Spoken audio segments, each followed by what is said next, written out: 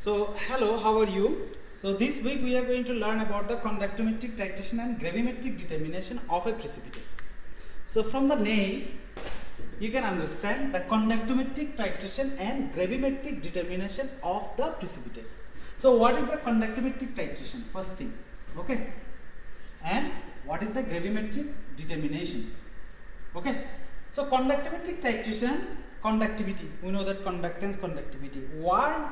Suppose a solution, you have two solutions, okay, one solution is the water, okay, pure water, and another solution is water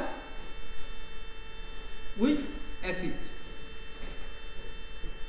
Okay, out of these two, which one will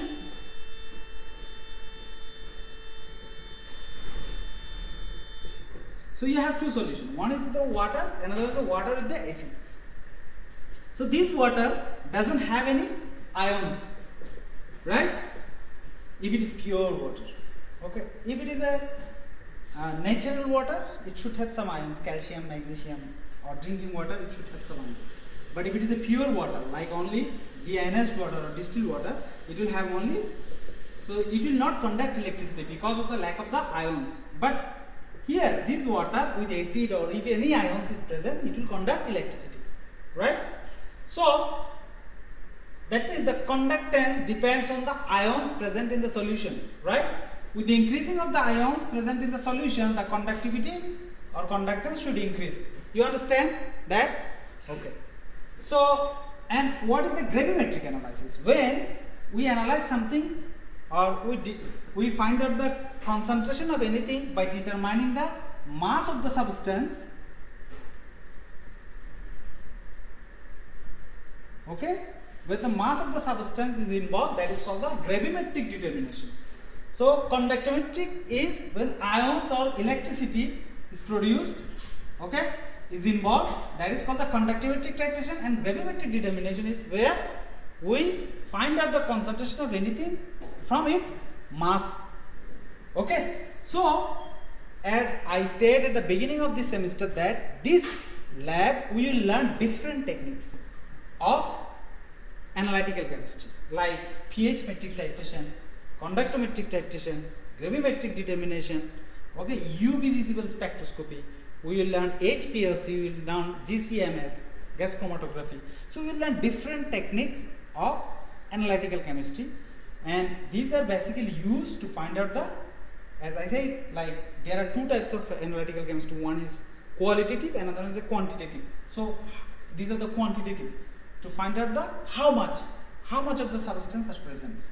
Okay, so conductometric titration and gravimetric determination of the precipitate. Precipitate definitely it will have the mass, so that's why we will find out the concentration with the help of the gravimetric determination. Okay. So since there is a relation of the precipitate, that means in our reaction, in our solution, we should have something which form the precipitate. So that's why we have selected sulfuric acid and barium hydroxide. Okay, this sulfuric acid and barium hydroxide, when we mix each other, then they form actually barium sulfate and water. I think it's balanced. Barium sulfate H2O4, yes.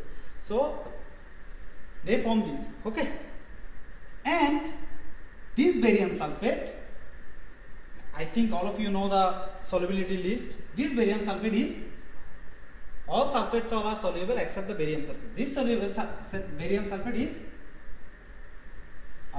insoluble, okay, or lead sulfate, these are insoluble, but sodium sulfate, ammonium sulfate, they are soluble, and water is liquid, as you know. So if you have only sulfuric acid, okay, then what will happen? This will produce hydrogen ion and sulfate ion, isn't it? And or if you have only barium hydroxide, they will form barium ion or hydroxide ion, right? So that means they are forming ions. When only hydrogen sulfide is present, then they are forming the hydrogen ion and sulfide ion. Suppose in a solution you have sulfuric acid. Okay, so they will be present in hydrogen ion and sulfide ion, right? That means hydrogen ion,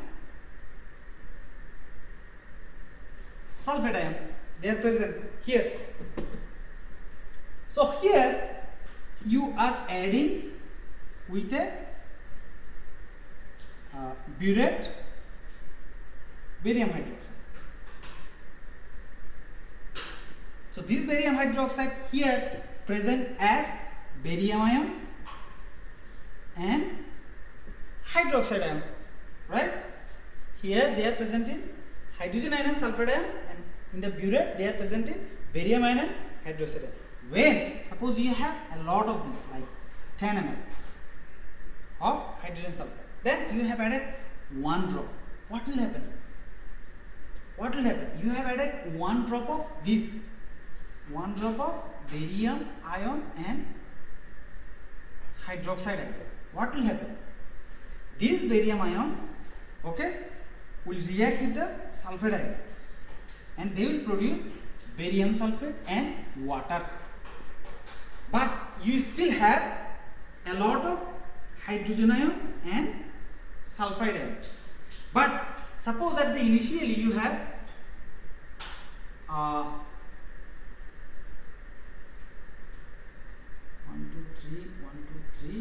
10 million. Suppose you have 10 millions of the hydrogen ion and sulfide ion.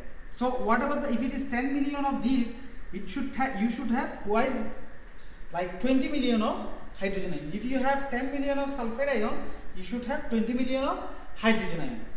But you have added 1000 of barium ion and 2000 of hydroxide ion. Why? It is 2. That's why it's forming. So 1000 of these is forming one of these, 1000 of barium ion and 2000 of hydroxide ion.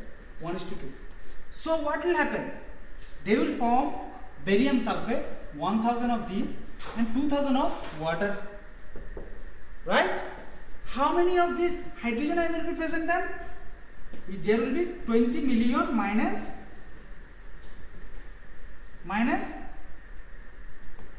2000. Okay? Okay? So how many of the sulfide ion will be present? 10 million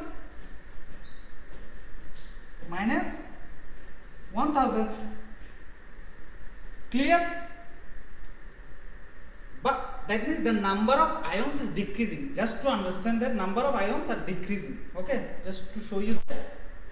When you have added 1 drop of these, the number of ions here decreased. So what will happen to the conductance? Suppose at the beginning the conductance was here. Okay? When you have added 1 ml, then conductance will be decreased. Right? This is ml of barium hydroxide. I think it's clear, right? So same way, if you add 2 ml, it will go more down. Okay? If you have 3 ml, 4 ml, 5 ml, it will continuously decrease. Right? At some point, what will happen? All of the sulfuric acid will be neutralized with the barium hydroxide. Right? At that point, all of the sulfuric acid will be neutralized with the barium hydroxide. At that point, what will be present there? Only the barium sulfate solid and water. So it, like, theoretically it should be 0. The conductance should be 0, but you will not get 0 exact. It will be a little bit above the 0. Okay? So you got this. Even in this situation, you came to in a point that where all of the sulfuric acid you had before is neutralized by the barium hydroxide, but you still keep adding 1 ml. Okay, you are still adding 1 ml. What will happen? What will happen? If you still adding 1 ml, then what will happen? You don't have any more of the barium sulfuric acid, but you still have barium hydroxide since you have added 1 ml more. So then again barium ion and hydroxide ion is taking part in the conductance, right? So then what will happen? The number of barium ion hydroxide ion is increasing. That means the conductance will again step increase. So if you had 1 ml increase, if you had again 1 more ml increase, and it will keep increasing. Okay, so your graph will be look like a V shape. Clear? Clear? If you are not clear, please go back to the video and take a look again. If you don't understand, email me. Okay, so your point will be look like this, but this one still remains in the solution since it is a solid, so it doesn't conduct electricity. We know that. And again, water doesn't conduct electricity as well. So these two are not participating in the conductance of the electricity. So now we can understand the equivalence point from here. What about the number of moles of sulfuric acid we have added? Okay. So, and what about the number of moles of barium hydroxide? What are the concentration of the barium hydroxide? We can find out from this equivalence point. Clear? This is called the conductance measurement. From this conductance graph, this is the conductance versus concentration, ml of the volume of sodium hydroxide. Okay, so the conductance versus volume of sodium hydroxide. From this graph we can find out the concentration of the barium hydroxide. Clear? How? In this point. So here in specific amount of sodium sulfuric acid we will use. Suppose if we use 0.1 molar sulfuric acid and 10 ml, okay, we know the number of moles, how many number of moles, and from the volume we can know, from here we can know how much of barium hydroxide you need. So if you know the concentration, volume, and the volume of the another one, you can find out the S1V1 equal to S2V2. You can find out the concentration of the barium hydroxide. This we are finding out with the help of the conductivity titration. Now we also have to check your result with the help of the gravimetric determination. How it is? So, in this point, you have barium hydroxide and water, and you have added a lot of barium hydroxide. Barium sulfate and water you have added a lot of barium hydroxide. But this is solid. Okay. Although barium sulfate is solid, but it's very tiny. So that's why what we need to do, we need to heat a little bit, and if you filter this solution, the whole solution, this solution will have what? Barium sulfate, these two things, plus barium ion and hydroxide ion, right? These two things plus this ion. At here, you have added a lot of barium hydroxide. So if you filter this one, what will happen? Only barium sulfate will be trapped in the filter paper, isn't it? This water will definitely go through the filter paper, this barium hydroxide will go to the filter paper, but there is no sulfuric acid, so you don't have to worry about it. Only barium sulfate, since it is a solid, it will trap in the filter paper. Got it? So if you dry that filter paper and find out the weight of the barium sulfate, whatever the barium sulfate is produced, okay, then from that mass, you also know the molar mass of barium sulfate. Can you find out the number of moles of barium sulfate?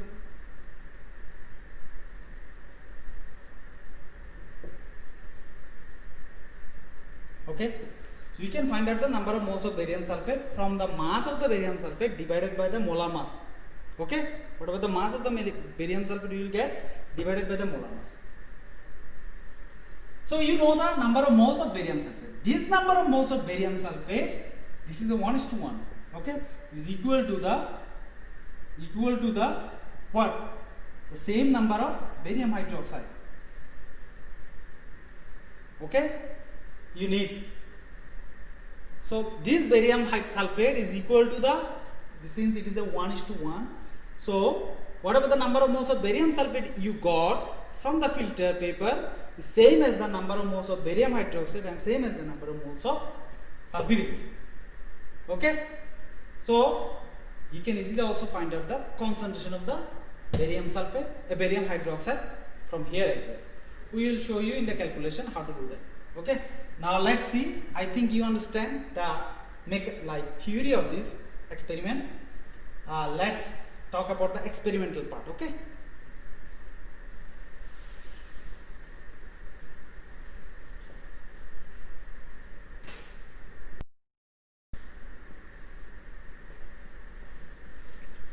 So now the experimental, how will you do the lab? Okay, I will show you how to do that, but just take a look first at your experimental part. So first you have to take 10 ml of the barium hydroxide in a conical flask. We normally give you the barium hydroxide solution, but we don't know the concentration. You have to find out the concentration by two different ways. Okay, one is conductometric way and the pH and the gravimetric analysis. Okay, so you will take 10 ml from that barium hydroxide into a conical flask. Okay, so you have taken your barium hydroxide in a conical flask. Okay, then you have added 10 to 20 ml of water to make sure that your conductivity probe can dip inside the water. This is inside the water. Okay, then fill the burette with the sodium hydroxide, 0.1 molar sodium hydroxide. So this molarity actually we make it for you so that you can use it. Okay, so this one you will fill with the burette. As you know how to wash the burette, first you have to wash this burette with the 2 times with the sodium hydroxide, 2 times with the 2 to 3 times with the water, and then the chemical what you are going to use. Okay, that means in this case sulfuric acid, and all the waste will go to the waste container. And you set this one with the sulfuric acid and you set this one with the barium hydroxide. Then at the beginning you are going to take the reading for the conductance. Okay, you don't have to calibrate the conductivity probe, because we are not going to find out the exact point. Okay, we are going to find out the point where it is the minimum. Okay, so we are not going to calibrate it. So that's why, anyway, then when you collect it and then the titration, you are going to add it and you are going to record the volume of the sodium sulfuric acid. Okay, so the rules of the titration is that, what are the rules of the titration? As we did in the last time also, first one you will go 1 ml of difference. Okay, so second one, okay, when you will come to this point, if it comes at 12 to 13 ml, okay, then you are going to 1 ml of difference till till 10 ml. Okay, from 10 ml, 10 to 14, you are going to go like 0.2 ml difference. Okay, because you need to find out the exact point where the concentration, the conductance is the minimum. Okay, so third one is also same, you do the same way. So you have to do this one 3 times, and once you finish the titration, you have done this part, suppose this one you have done, then what do you need to do?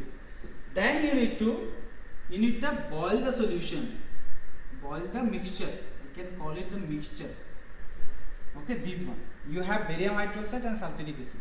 After coming to this point, you are going to boil the solution. Why? Because you have to filter it, you have to boil the solution. So you have to heat the solution. It's not exactly boiling, heat the solution. So once you heat the solution, what will happen? Barium sulfate here we produce the barium sulfate, right? This barium sulfate is actually very tiny. It can even pass through the filter paper. As we know that if we heat any such substance, it gets bigger in size. So the same thing it happened for the barium sulfate. When we heat it, it gets bigger in size. When you are heating this, at that time you are going to take the mass of a filter paper.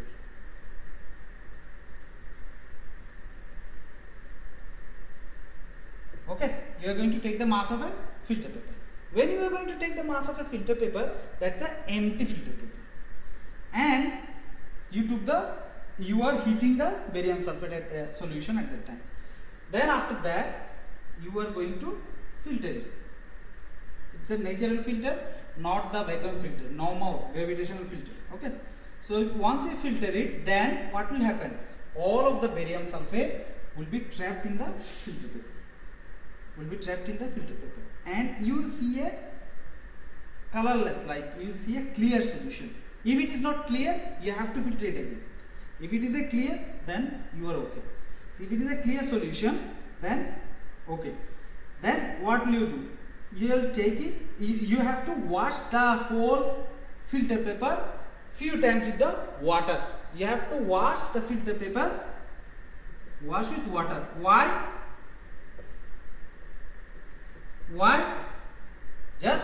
Because the sulfuric acid, so this you have added some more of the sulfuric acid here, right? So they will stuck in the filter paper, and if you heat this filter paper, because you have to heat the filter paper to remove the water, because we need the solid, not water. So that's why we put it in the oven. So if there is any sulfuric acid, then what will happen? Sulfuric acid will be burned. It will burn even the filter paper. You know the filter paper, right? So these are the filter paper. And these will be burned. If there is any sulfuric acid, and if you put it in the oven, it will be burned. Okay, so that's why if it is burning, then the weight will be decreased. It's supposed to increase, but you will see the decrease of the weight of the filter paper. So that's why you have to wash with the water. If there is any sulfuric acid, it can go away from there. So then after washing with the filter paper, then we put it in the oven. Okay, if you put it in the oven for the 15 minutes, then all the water will be evaporated.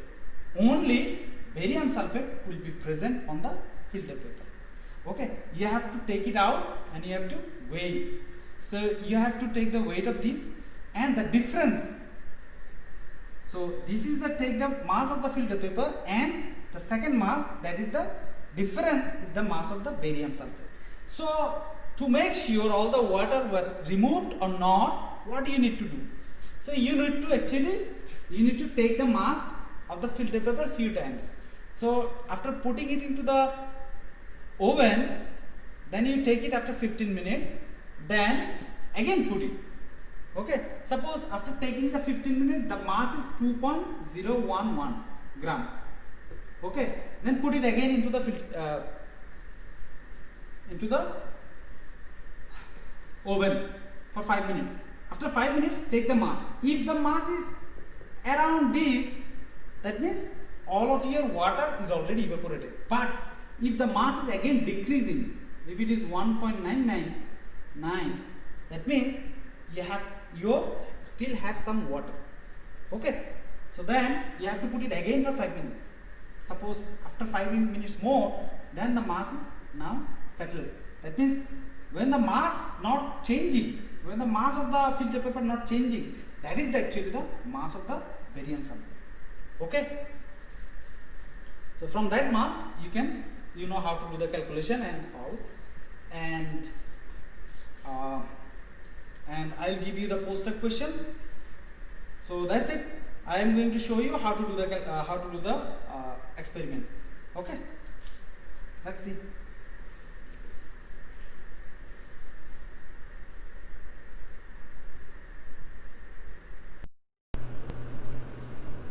So as you have seen in the lecture part, so we are going to find out the unknown concentration of the barium hydroxide with the help of the sulfuric acid. Okay, so this is the unknown concentration of barium hydroxide, we don't know, and this is the sulfuric acid which will you use for the titration. Okay, So first what you will do, you will take 15 ml of barium hydroxide with the help of the pipette. We have the pipette filler here, and we also have the pipette here. Okay, so this is the pipette, and we need the conductance probe. This is called the conductance probe. Let me show you what is the conductance probe. As you can see here, there is a small sensor here, right? So this should be dipped inside the solution what you are going to test. Okay, so your liquid solution should be obviously the height of your liquid solution should be more than that, so that this metal part can go inside that water. So but normally we put it inside the water. This is an water solution. We are just keeping it not to make it dry, and if there is any other any of the impurities present, so that it can dissolve. So this one is connected to the computer. This is actually pH probe, so I am taking it out. We don't need the pH probe today. So this is our computer. Okay, so the program what we are going to use as usual, so we will open the logger probe. Okay, start additional copy. You are going to open. So as normal, chemistry vernier, sorry, advanced chemistry vernier we will open.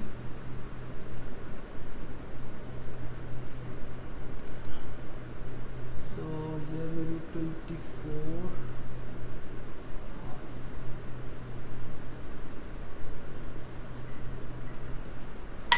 Here we will open the 16A conductimetry. Okay, and open. So now it is showing the conductance. I just take it out and put it again. That's it.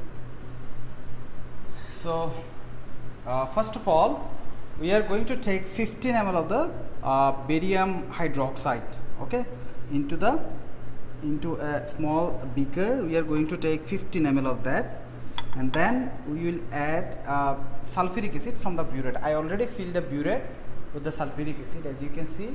So this is the burette. We are going to start the titration. So I have taken 15 ml of barium hydroxide and put in steering rod. I am going to put 50 ml of water also. So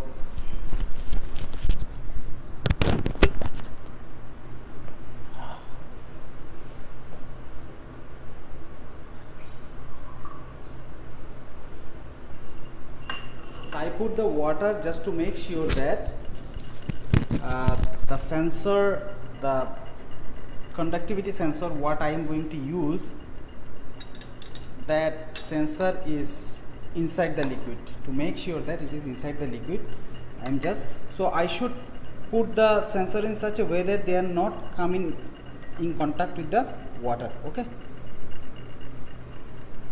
so let's see what the conductance is showing in the computer.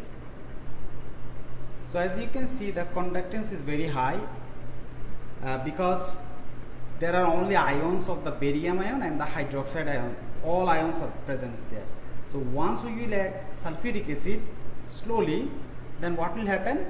They will form barium sulfate, and the conductance of the barium hydroxide will drop because it will form some solid like barium sulfate and water. So to do that, let's start the collect. So this one, the collect. So what the data is right now showing, that is nothing but the data for the first one. So keep and 0. So this is the data for the normal, the conductance of the barium hydroxide. Just to mention you that for this lab we don't calibrate the conductance because we don't need the exact conductance of the reaction. We just need the minimum point of the conductance. So it's very easy. So that's why we are not going to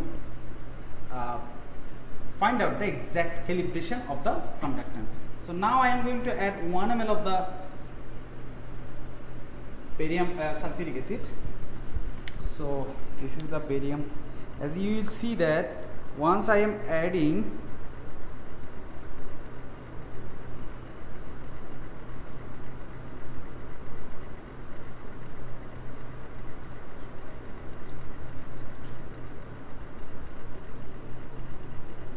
So 1 ml I have added. As you can see, it is forming the solid.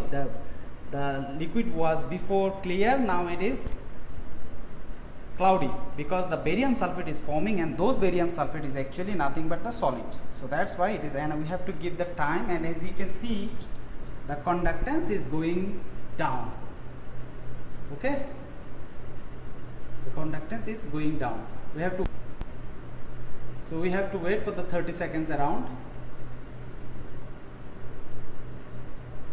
So it will go down.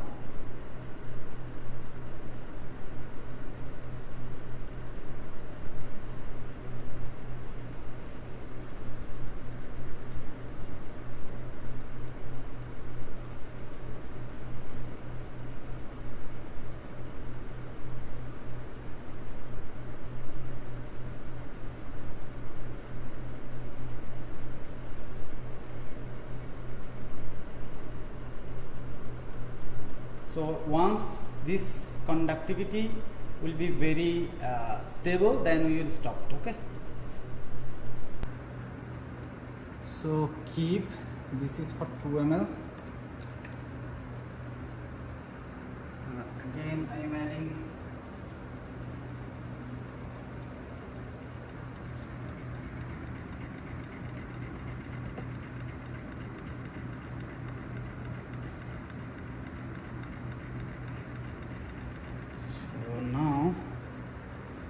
take a look at this. So you should give like few minutes, not few minutes, like 1 minute to check. It should be, the conductivity should be stable. So by this way you have to carry on the conductivity measurement, and how the graph will look like, let's see. So the graph will look like this. You see the conductance is decreased like with the increasing of the volume of the sulfuric acid. At certain point it is the minimum, okay, and then it started to increase again. Okay, so the graph will look like this. If you want to see the area, this one, yes. So as you can see, this is the, you can easily understand that how it look like. Okay, so you have to perform this the titration 3 times to understand. See here, first one, this is the first titration. As you can see, 0 1 2 3 4 5 6 7 8, by this way with the 1 ml difference I have done it. So but I don't know exactly what point it is actually minimum. So it can be minimum in between 4 to 6. Okay, 4 to 6. So it can be between minimum in 4.2, 4.1, wherever it is. It should be in between these 4 to 6. So till 1 2 3 4, first second titration I can do till 1 to 4 very quickly. Then after 4, 0.2 ml difference, as I said before, right? So I'll send you the data for this.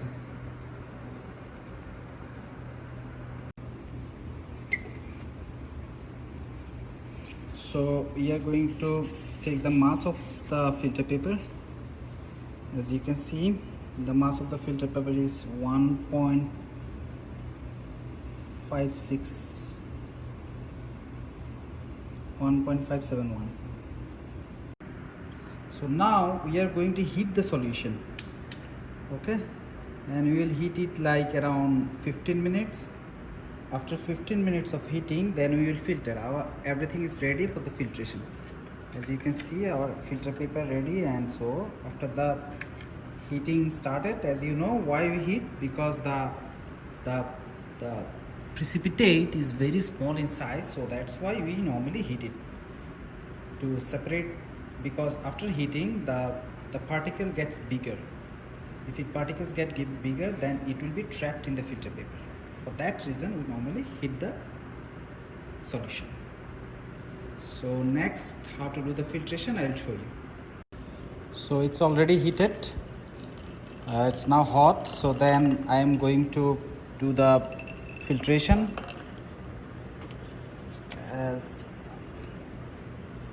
So this is my filter paper.